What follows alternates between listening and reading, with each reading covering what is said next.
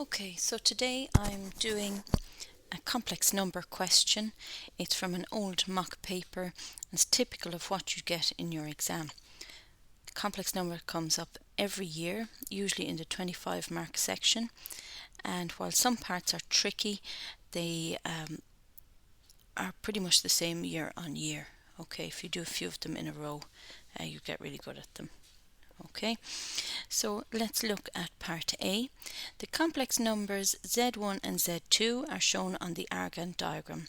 Write Z1 and Z2 in the form A plus BI, where A and B are real numbers.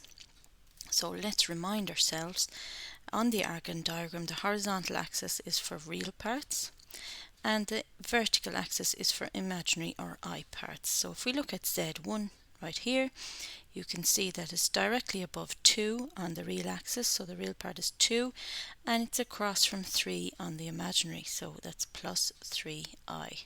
That's our Z1. Z2 then is down here. Let's repeat the process. If we go back along the real axis, Z2 is at minus 4. And if we go up or down on the horizontal, we're at minus 1. So that's minus 1i. You can write the 1 if you wish, but we just don't normally. It's not incorrect.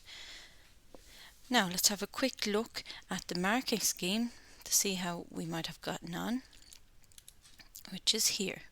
Okay, let me just scroll up. So part A, you'll notice that beside it says scale 5B. So there's 5 marks going for part A, but there is an award of 2 marks for something partially correct. So partial credit is any part of either complex number correct. So if you did any little bit correct, the real or the imaginary, in either of Z1 or Z2, you'd get 2 out of 5. Which is 40% or a pass in that part of the question. So the moral is, do not leave empty spaces, always have a guess, and you never know, you might get a partial credit.